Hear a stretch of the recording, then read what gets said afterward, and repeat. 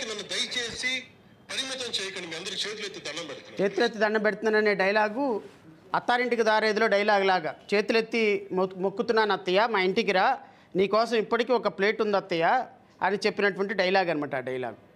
So దయచేసి నన్ను కులానికి పరిమితం చేయొద్దు అని చెప్పినటువంటి డైలాగ్, అంత అద్భుతమైనటువంటి డైలాగు గౌరవ ఉప ముఖ్యమంత్రి గారు.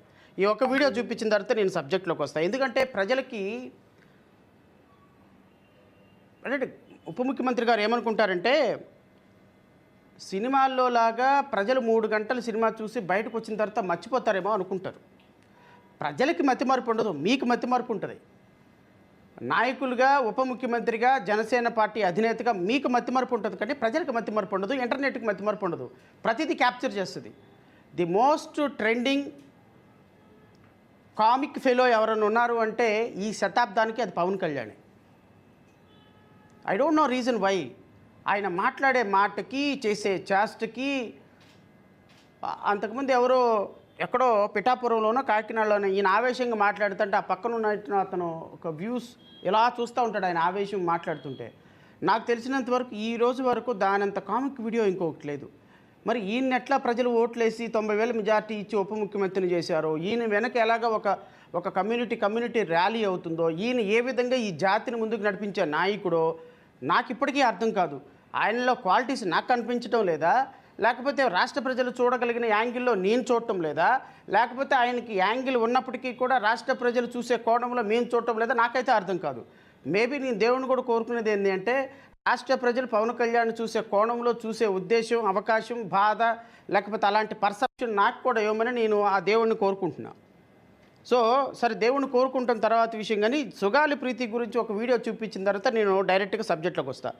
గౌరవ ఉప ముఖ్యమంత్రి గారు ఈరోజు ఉప ముఖ్యమంత్రి అవటానికి ఆయనకి 5 రీజన్స్ రాస్తే, 5 రీజన్స్ ఏం లేవులేండి, ఒక 2-3 రీజన్స్ ఉంటాయి. ఒకటి, సుగాలి ప్రీతి అంశాన్ని గుండెలు బాదుకొని రంకెలు పెట్టి అరవటం.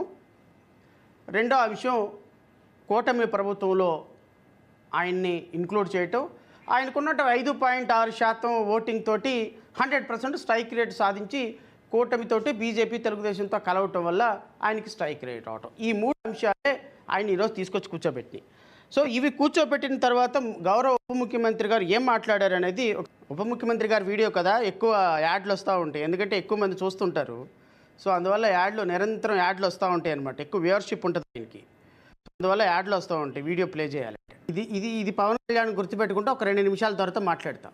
లా అండ్ ఆర్డర్ అనేది సోషల్ మీడియా ట్రయల్స్ కాదంట, ఉపన్యాసాలు కాదంట, ఎలిగేషన్ కాదంట, అది సాక్ష్యాధారాల మీద ఆధారపడి ఉంటుందంట. సాక్ష్యాధారాలన్నీ క్షుణ్ణంగా పరిశీలించి, సుగాలి ప్రీతి మదర్ని గుండెలకు హత్తుకొని ఆధారాలన్నీ చూసి, పోస్ట్ మార్టం రిపోర్టు ఎగ్జామిన్ చేసి, సైటాలజీ రిపోర్ట్ ఎగ్జామిన్ చేసి, న్యూరాలజీ రిపోర్ట్ ఎగ్జామిన్ చేసి, ఎఫ్ఐఆర్ 161 స్టేట్మెంట్ ఛార్జ్షీట్ మొత్తం ఎగ్జామిన్ చేసి, మీరు అనర్గళంగా గుక్క తిప్పుకోకుండా, మంచినీళ్ళు తాగకుండా మాట్లాడినటువంటి మాటలు ఇప్పటికీ యూట్యూబ్లో, ఫేస్బుక్లో అవి అవి అవి స్టోర్ చేసి ఉన్నాయి. ప్రజలు చాలా చాలా చాలా ఊరికి ఈజీగా పవన్ కళ్యాణ్ సుగాలి ప్రీతి అని కొట్టేస్తే కొన్ని వేల వీడియోలు దాని మీద వస్తాయి. మరి ఈ ఎవిడెన్స్లన్నీ ఎగ్జామిన్ చేయకుండానే మాట్లాడారు గౌరవ ఉప ముఖ్యమంత్రి గారు. సిబిఐకి వైసీపీ గవర్నమెంట్ తూతూ మంత్రంగా ఈయనంట 1,50,000 తోటి ఒక సభ చేస్తే ఈయన చూసి భయపడిపోయి టెర్రర్ అయిపోయి, ఈయన పెద్ద మహారాజు గారు యుద్ధం చేసేస్తాడు, వచ్చి ఆక్రమించేస్తాడని చెప్పి ఈయన భయపడిపోయి ఈయన చూసి అంట 1,50,000 మందితోటి యుద్ధం చేస్తే సిబిఐకి ఇచ్చిందంట, తూతూ మంత్రంగా సిబిఐకి ఇచ్చిందంట. మరి ఈయన తూతూ మంత్రం కాకుండా మంగళ వాయిద్యాలతో ఏమైనా సిబిఐకి ఇచ్చాడా లేదో చూద్దాం ఒకసారి. సాక్ష్యాధారాలన్నీ మీడియా సోదరులు చాలా స్పష్టంగా వినాలి. సాక్ష్యాధారాలన్నీ లాస్ట్ గవర్నమెంట్లో అంటే 2019-24 మధ్య చెడిపేశారు అంట. ఆవిడ ఊరేసుకున్నది అంట, ఆమెను ఎవరో చంపేశారంట, ఆవిడ దగ్గర సాక్ష్యాధారాలు ఉంటాయో సోషల్ మీడియా ట్రయల్ కాదంట. ఇవన్నీ సాక్ష్యాధారాలన్నీ అంట, అవి లేకుండా చట్టంలో నిరూపణ కాదంటే. ఈయన ఒక పెద్ద న్యాయమూర్తి, మనం చదివిన 10th క్లాస్కి మరి ఏం న్యాయ సూత్రాలు ఈయనకి తెలుసో నాకు అర్థం కాదు, ఏం ఎవిడెన్షరీ ఎవల్యూషన్ తెలుసో నాకు అర్థం కాదు. ఈయన పెద్ద న్యాయమూర్తిలాగా, పెద్ద లాయర్ లాగా, సినిమాల్లో ఏదో వకీల్ సాబ్ అని క్యారెక్టరే కానీ లాయర్ అయిపోయినట్టు, న్యాయాలు లేవని ఈయనే ఎగ్జామిన్ చేసి ఈయన సిబిఐ ఆఫీసర్ లాగా ఈయనే ఒక కన్క్లూజన్కి ఇచ్చేసి ఒక ఉప ముఖ్యమంత్రి హోదాలో ఒక ట్రయల్ కమెంట్స్ కానీ ఒక కేసులో సాక్ష్యాధారాలు లేవు అని ప్రపంచానికి వచ్చి మీడియా సాక్షిగా కొన్ని లక్షల మంది చూస్తున్నట్టు చెబితే ఒక ఉప ముఖ్యమంత్రి హోదాలో రేపొద్దున ఈ కేసులో పోలీసులు రేపొద్దున ఏ విధంగా విచారణ కొనసాగిస్తారు? ఒక ఉప ముఖ్యమంత్రి హోదాలో మీరు ఈ కేసులో సాక్ష్యాధారాలు లేవు అని ట్రయల్ కమెంట్స్ కాకముందే నిందితుల్ని వదిలేస్తారు అని మీరు చెప్పేశారు అంటే రేపొద్దున ఈ కేసులో నిందితులకి ఏమి శిక్ష పడుతుంది? ఒకవేళ నిందితులకు శిక్ష పడినా పడుతుంది, రేపు శిక్ష పడకపోతే రేపొద్దున పీపీలు కానీ పోలీసులు కానీ ఒకటే మాట అంటారు, ఈ కేసులో సాక్ష్యాధారాలు లేవని ఎవరో ఉప ముఖ్యమంత్రి గారు ఒప్పుకున్నారు, డీజీపీ గారు ఒప్పుకున్నారు, ఇంకా ఏం సాక్ష్యాలు పడతాయి అని. ఒక స్టేట్ బాధ్యత, లా అండ్ ఆర్డర్ చేయవలసిన బాధ్యత ఉన్నటువంటి ఒక ఉప ముఖ్యమంత్రి మాట్లాడాల్సిన మాటలు ఇవి. మీడియా సోదరులు ఒకసారి ఆలోచించండి, రాష్ట్ర ప్రజలు ఒకసారి ఆలోచించండి. ఒకవేళ పూర్తి స్థాయిలో నిందితుల్ని పట్టుకొని సిబిఐని వేసి సాక్ష్యాధారాలు సేకరించినా కోర్టు కొట్టివేస్తే రాష్ట్ర ప్రభుత్వం ఆ పాపకు న్యాయం చేయటం కోసం హైకోర్టుకైనా వెళ్తాము, జిల్లా కోర్టులో ఓడిపోయావు, హైకోర్టుకు వెళ్తాము, సుప్రీంకోర్టుకు వెళ్తాము, చివరి వరకు ఆ పాపకు న్యాయం చేయడానికి, ఆ తల్లిదండ్రులకు న్యాయం చేయడానికి మేము సహకరిస్తాము, మేము పోరాడతాము అని చెప్పాల్సినటువంటి బాధ్యతాయుతమైనటువంటి పదవిలో ఉన్నటువంటి ఒక ముఖ్యమంత్రి ఈరోజు ఏం మాట్లాడుతున్నారో తెలుసా? సాక్ష్యాధారాలు లేవు, సాక్ష్యాధారాలు ధ్వంసం అయిపోయినాయి, అది కూడా వైసీపీ ప్రభుత్వంలో సాక్ష్యాధారాలు ధ్వంసం అయిపోయినాయి. 2018లో ఆ పాప చనిపోయింది. ఆ పాప ఎప్పుడు చనిపోయిందో, ఏ సంవత్సరంలో చనిపోయిందో కూడా కనీస అవగాహన లేని, అవగాహన రాహిత్యంతో మాట్లాడుతున్నటువంటి ది గ్రేట్ ఉప ముఖ్యమంత్రి గారు నడుపుతున్నటువంటి పార్టీ యొక్క వేల మహిళలు, జనసైనికులు, మీ యొక్క నాలెడ్జి, మీ నాయకుడి యొక్క నాలెడ్జిని చూసి తరించిపోండి. మీరు గత ప్రభుత్వంలో, వైసీపీ ప్రభుత్వంలో ధ్వంసమైనయా? ఓకే, ఇప్పుడు